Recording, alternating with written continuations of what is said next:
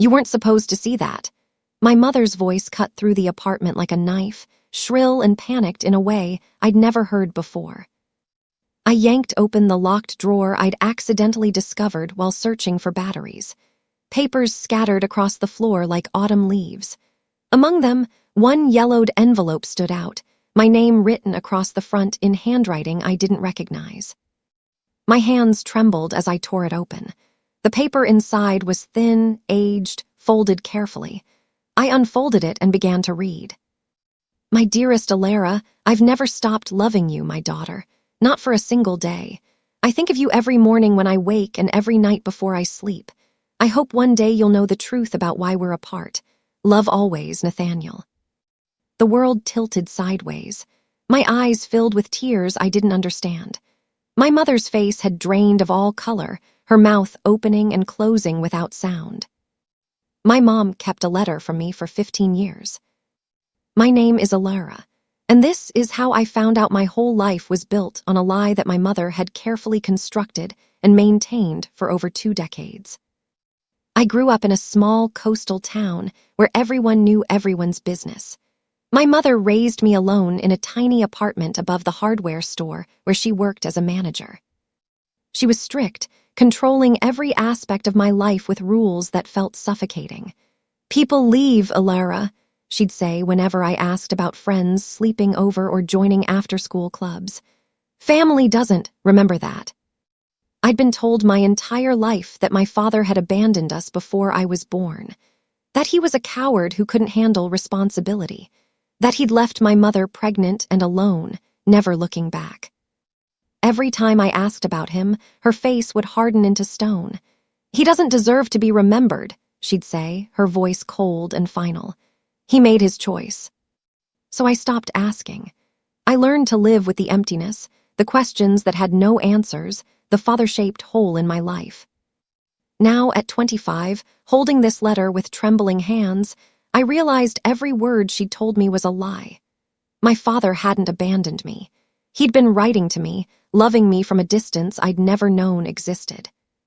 The sense of betrayal grew in my chest, like a bruise spreading under skin. I studied the letter under the lamp, examining every detail like a detective searching for clues. The paper was good quality, slightly yellowed with age but not brittle. The handwriting was neat, careful, the kind that came from someone who took their time with words. In the corner was a faded stamp, a logo I could barely make out. Squinting, I could just read it. Nathaniel's Book Nook. A bookstore. My father owned a bookstore. The letter felt too gentle, too sincere to come from the monster my mother had described. Every word dripped with love and longing, with a pain that felt real and deep. "Who is Nathaniel?" I demanded, looking up at my mother who stood frozen in the doorway. She flinched at the name like I'd slapped her. "He's nobody, a mistake from my past who doesn't deserve mention." "He signed this letter, Love Always. That doesn't sound like nobody." "He was delusional," she snapped, her voice venomous. "A man who wanted to play father without earning the right. I protected you from him, Alara. That's what mothers do." But her hands trembled as she spoke. Her eyes wouldn't meet mine. I realized with growing horror that she wasn't angry. She was afraid of what else I might find. That evening, we sat across from each other at dinner, the silence heavy and suffocating between us. I pushed food around my plate, unable to eat, my mind spinning with questions. "Who is Nathaniel?" I asked again, my voice steadier this time. My mother's fork clattered against her plate, the sound sharp in the quiet kitchen.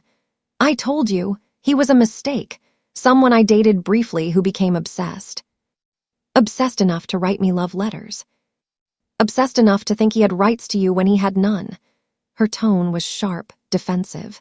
"He wanted to take you from me, Alara, to steal you away and play happy family.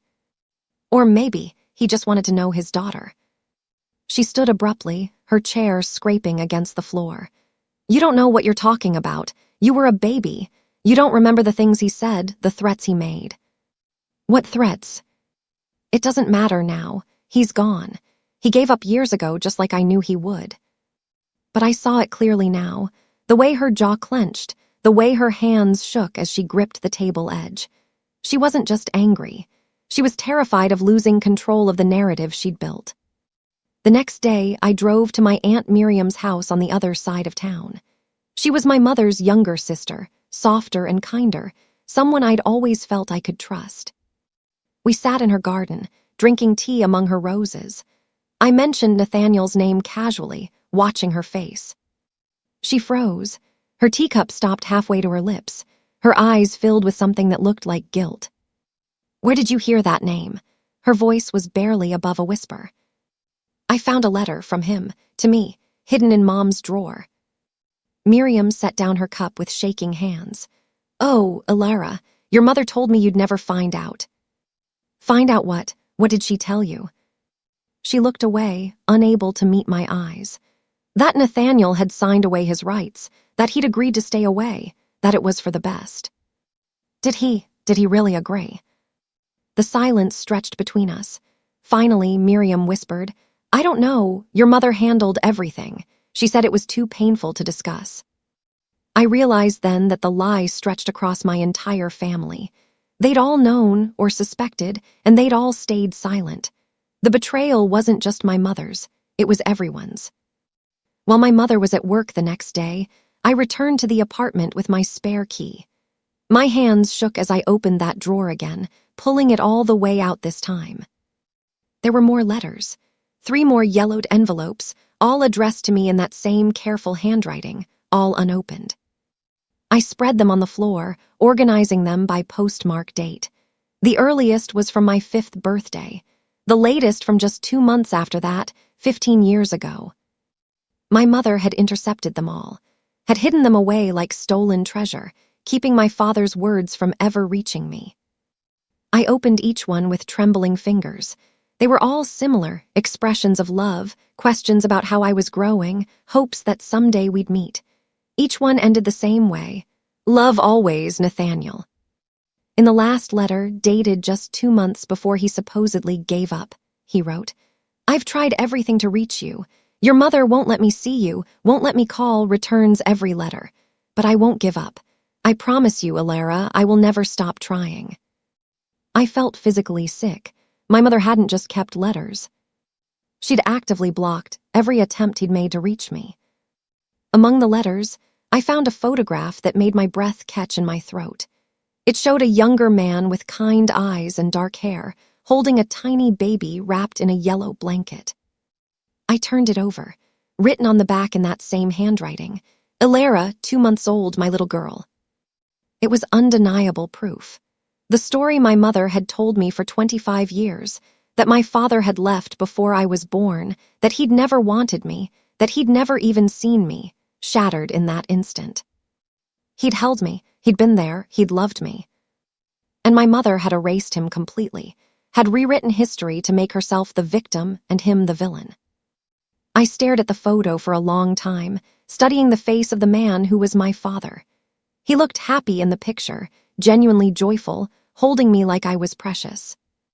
I took photos of everything with my phone, the letters, the photograph, the envelopes with their postmarks, evidence of 15 years of lies. Then I carefully put everything back exactly as I'd found it. My mother couldn't know I'd been here again. Not yet. Not until I found him. That night, I confronted her. I walked into the kitchen where she was preparing dinner and slammed the photograph down on the counter. "Explain this." She looked at it and went pale. For a long moment, she said nothing. Then, quietly, "Where did you find that?" "Your drawer, along with all the letters you hid from me." She didn't deny it this time, didn't try to lie or deflect. Instead, her face crumpled and she started to cry. "You were mine, Ilara, mine. He didn't deserve you." "That wasn't your decision to make." "Yes, it was." Her voice broke into something between a sob and a scream. "I carried you for 9 months. I raised you alone. I sacrificed everything for you. He had no right to waltz in and play father when he hadn't earned it. He wanted to earn it. He tried. He would have taken you from me." Her hands gripped the counter, knuckles white. "He threatened to fight for custody, to take you away. I couldn't let that happen. I couldn't lose you." I stared at her, this woman I'd lived with my entire life, and realized I'd never really known her at all. This wasn't love. This was possession. Control disguised as protection. "You're not protecting me," I said quietly. "You're just selfish." I found the bookstore online easily. Nathaniel's Book Nook, located in a town 3 hours away. The website was simple, showing a cozy shop with floor-to-ceiling bookshelves and a reading nook in the corner.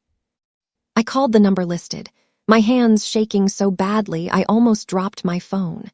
It rang twice before a man answered. "Nathaniel's Book Nook, how can I help you?" His voice was warm, friendly. I couldn't speak for a moment, my throat tight with emotion. "Hello," he said again. "Is anyone there?" Did you know an Alara?" I managed to whisper. The silence that followed was deafening. Then I heard a sharp intake of breath, like he'd been punched. "Ilerva, my Ilara." I dropped the phone, tears streaming down my face. I picked it up with shaking hands. "Yes, I'm Ilara, I'm your daughter." "Oh my God." His voice broke completely. "Oh my God, I can't believe. Where are you? Can I see you? Please, can I see you?" "Yes," I sobbed. "Yes, I want to meet you." We arranged to meet at a cafe halfway between our towns the next day. I didn't sleep at all that night. The cafe was small and quiet, the kind of place where people read newspapers and sipped coffee slowly. I arrived early, my stomach in knots, and chose a table by the window. When he walked in, I knew him immediately. He was older than in the photograph, with gray threading through his dark hair, but his eyes were the same, kind and sad and hopeful all at once. When he saw me, he stopped in the middle of the cafe. His hand went to his mouth. Tears filled his eyes. Then he was moving toward me, and I was standing, and we were hugging in the middle of this strange cafe while other customers watched curiously. "I can't believe you're here," he kept saying, his voice muffled against my shoulder. "I can't believe I'm actually holding you." We sat down, both of us crying, neither of us sure where to start. "I sent you letters every birthday," he said finally. "Every single year. Did she keep them all?" "I only found 4. She must have destroyed the others." His face crumpled with pain. "She told me you hated me, that you didn't want to see me. I tried everything, letters, phone calls, even showed up at your school once. But she'd moved you, changed cities without telling me." "She what?" "Twice. Once when you were 5, once when you were 10. Both times she made sure I couldn't find you." Nathaniel had brought a box with him. Inside were dozens of envelopes, all addressed to me, all stamped "Return to Sender" or "Recipient Unknown." I pulled them out one by one, my vision blurring with tears. Every birthday, every Christmas, every major milestone, first day of school, graduations he didn't know about, birthdays he couldn't celebrate with me. All returned unopened. "Your mother told me you hated me," he said softly, his voice breaking. "That you'd asked her to make sure I stayed away, that seeing me would upset you too much." "That's not true. I never said that. I didn't even know you existed." He nodded, tears streaming down his face. "I know that now, but for 15 years I believed her. I thought I was doing the right thing by staying away, by respecting what I thought were your wishes." "You should have kept trying," I said, then immediately felt guilty. "I'm sorry, that's not fair." "No, you're right." He wiped his eyes. "I should have fought harder. I should have found a way. I was just so afraid of making things worse for you." We sat in that cafe for hours, him showing me letters I'd never received, me showing him photos of a childhood he'd missed, trying to fill in 15 years of absence with words that could never be enough. That night, I started journaling, something I'd never done before. I wrote out every memory from my childhood, but this time I added what I now knew was true beside each one. Mom said we couldn't afford the field trip. Truth. She had money. She just didn't want me developing relationships outside her control. Mom said I couldn't have friends over because our apartment was too small. Truth. She wanted to isolate me, to make sure I depended only on her. Mom said Dad abandoned us because he was selfish. Truth. She drove him away and hid his attempts to reach me. Every memory I'd treasured, every sacrifice I'd thought she'd made out of love, was recontextualized into something darker. Every smile felt conditional now. Every hug felt like a trap. My childhood was being rewritten in my mind, the narrative shifting from devoted single mother to controlling manipulator. The story I'd believed my entire life was crumbling, revealing something twisted and painful underneath. I cried as I wrote, mourning not just the father I'd lost, but the mother I'd never really had. The woman I'd thought I knew didn't exist. In her place was someone I was only beginning to understand and beginning to fear. When I returned to the apartment the next day to pack some of my things, my mother was waiting. "You went to see him, didn't you?" Her voice was cold, accusatory. "Yes. After everything I've done for you, all the sacrifices I made, you're going to betray me like this." "Betray you? You're the one who lied to me my entire life." "I protected you," she stood, her face red with anger. "He would have taken you from me, split our time, confused you, made you choose between us. I gave you stability, security, a home." "A prison," I corrected. "You gave me a prison." "You're ungrateful," she hissed. Just like he was, always demanding more, never satisfied with what he had. "What he had nothing, you made sure of that."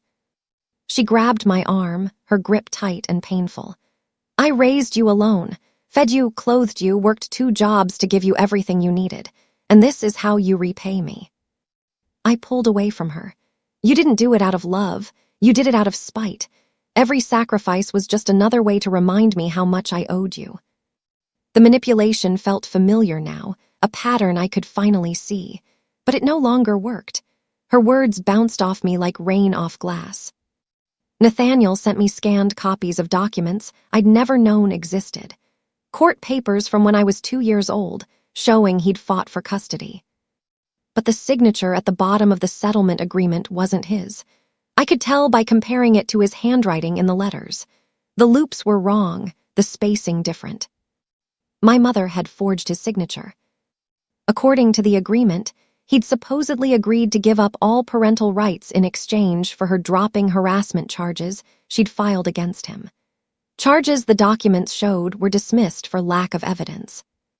"I never signed that," Nathaniel told me over the phone. "I didn't even know it existed until years later. By then, the statute of limitations had passed. There was nothing I could do." "She forged legal documents. That's fraud. That's a crime." "I know, but proving it now, after all this time, would be nearly impossible. And I didn't want to drag you through a legal battle. I just wanted to know you." I stared at the documents, my mother's lies now documented in legal terms. This wasn't just emotional manipulation anymore. She'd committed actual fraud to keep him away from me. The betrayal ran deeper than I'd imagined. I visited Mrs. Rowe, our elderly neighbor who'd lived in the apartment below ours for as long as I could remember. She was the kind woman who'd given me cookies and let me play with her cat when I was little. "Mrs. Rowe, can I ask you something strange?"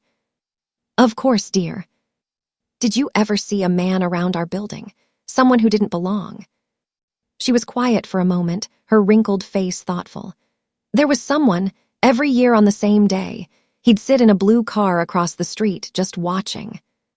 My heart started pounding. "What day?" "Your birthday, dear. Every year, same day. He'd sit there for hours, then leave before your mother got home from work." "Did you ever tell my mother?"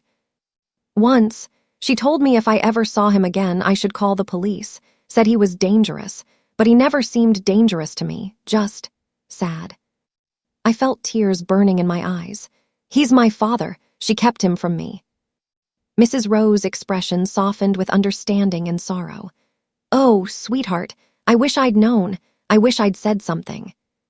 My father had never stopped trying, never stopped watching over me from a distance, even when he couldn't be in my life, and I'd never known.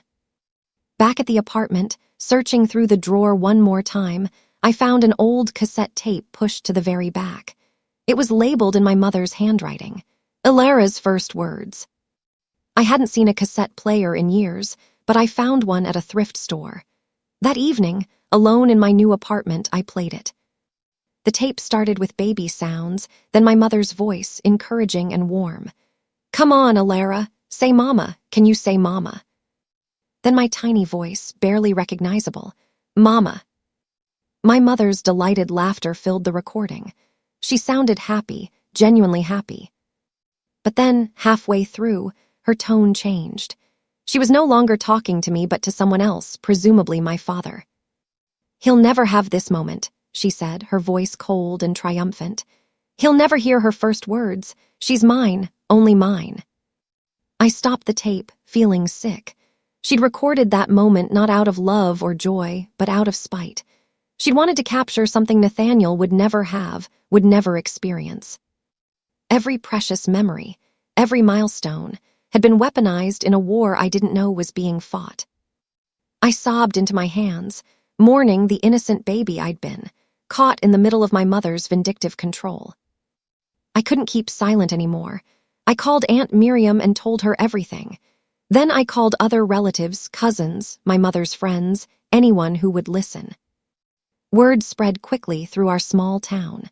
The truth my mother had buried for 25 years was finally coming to light. Some people didn't believe me. Your mother would never do that, they said. She's devoted to you. But others listened. Others remembered inconsistencies in her story, times when things hadn't quite added up, moments when she'd seemed too controlling, too possessive. My mother's carefully crafted image began to crumble. The devoted single mom, the victim of abandonment, the martyr who'd sacrificed everything, it was all revealed as performance. Her friends started avoiding her. Relatives stopped calling. The church group she'd been part of for years quietly asked her to leave. The power she'd held over me, over her entire social circle, evaporated like morning mist. I felt no satisfaction watching it happen, just a deep, aching sadness for all the years we'd both lost to her lies. Nathaniel and I began building a relationship slowly, carefully. We met for coffee every week, then dinners, then longer visits where we'd cook together in his small apartment above the bookstore. He taught me about books, about the stories he loved. I told him about my life, my job as a graphic designer, my dreams for the future. We shared the memories we'd never gotten to live. He showed me photos of himself at my age. I showed him photos of me growing up, and he cried over all the birthdays he'd missed. One evening, we sat in his bookstore after closing time, surrounded by thousands of stories, and he said, I used to imagine what you'd be like, what you'd enjoy reading, what would make you laugh. I'd pick out books I thought you'd love and put them aside. Hoping someday, I'd get to give them to you. He showed me a shelf in the back, dozens of books, organized by age, from picture books to young adult novels to classics, books he'd saved for a daughter he couldn't reach. I cried again, but these were different tears. Not grief, but gratitude, for a father who'd never stopped loving me, even in absence. My mother showed up at Nathaniel's bookstore on a Tuesday afternoon. I was there, helping him organize new inventory, when she burst through the door. You, she screamed at him. You poisoned her against me. You turned my daughter into a stranger. Nathaniel stayed calm, his voice steady. I've told Alara only the truth. If that's turned her against you, perhaps you should examine your own actions. My actions? I raised her. I protected her from you. You imprisoned her, he corrected quietly. You made her believe lies so you could keep her under your control. That's not love. That's possession. She lunged at him, and I had to step between them. Mom, stop. This isn't helping. She turned to me, her face twisted with rage and pain. He's brainwashed you. Can't you see that? He waited all these years just to steal you from me. He didn't steal me. You pushed me away with your lies. She collapsed then, sitting on the floor of the bookstore, sobbing like a child.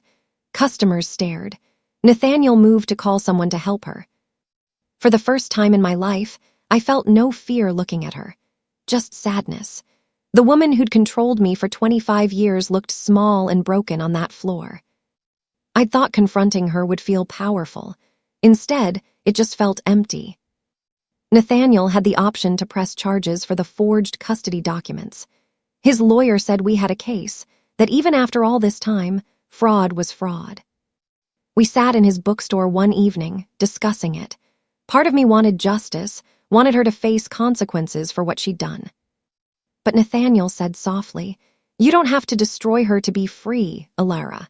Sometimes the best revenge is just living well, building a life she can't control anymore. Don't you want her to pay for what she did?" I wanted my daughter. I have that now. Everything else is just noise. I thought about it for a long time. My mother had taken so much from both of us. But taking her to court would mean years of legal battles, dragging everything through the public eye, tying ourselves to her vengeance. "I want to be free of her," I said finally. "Really free, not tied to her through lawsuits and anger." Nathaniel nodded. "Then let's be free." We decided not to press charges. My revenge would be dignity, the one thing my mother had never possessed. I would live well, love openly, build a relationship with my father that she couldn't touch or taint. That felt like victory enough. I started writing everything down. Not just journal entries anymore, but a real book. A memoir about truth, silence, and healing from a parent's control. The words poured out of me, page after page. Stories about growing up under my mother's thumb. The moment I found the letters, meeting Nathaniel, rebuilding what had been stolen. Writing it felt like exorcism, like pulling poison from a wound.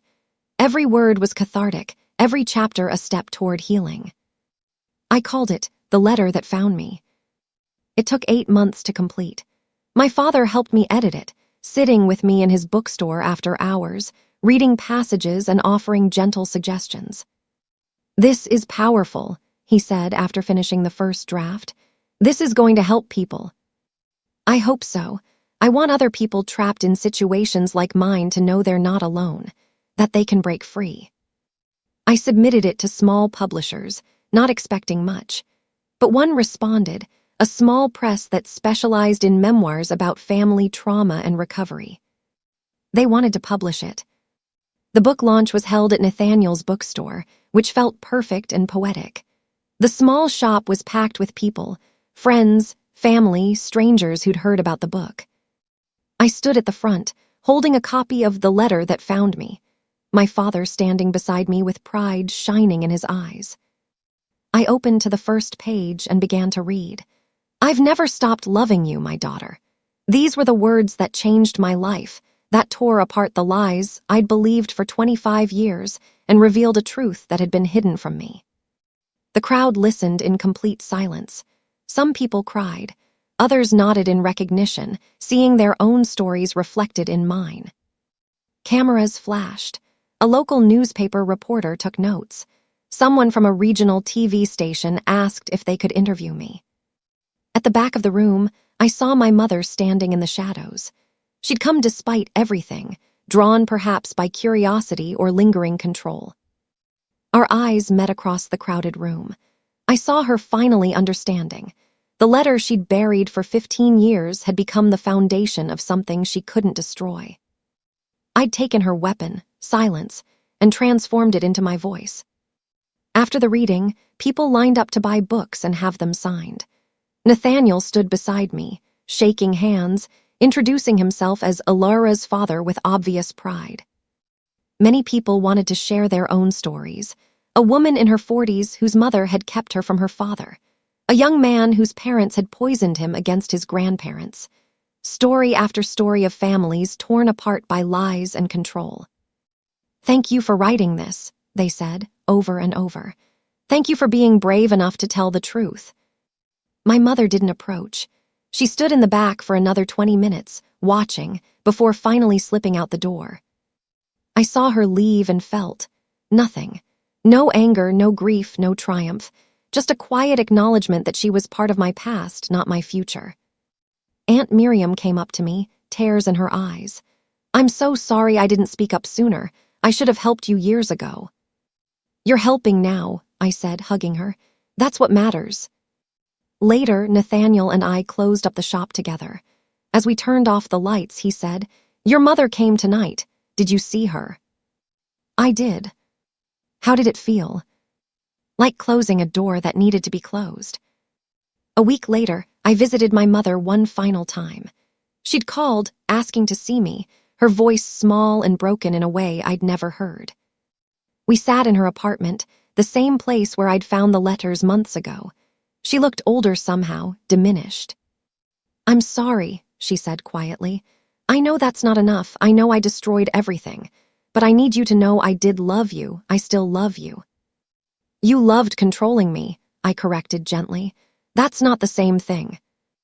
"Maybe you're right." She twisted her hands in her lap. "I was so afraid of losing you that I lost you anyway. I see that now." "You took my childhood, Mom. You took my father. You took choices that should have been mine to make." "I know.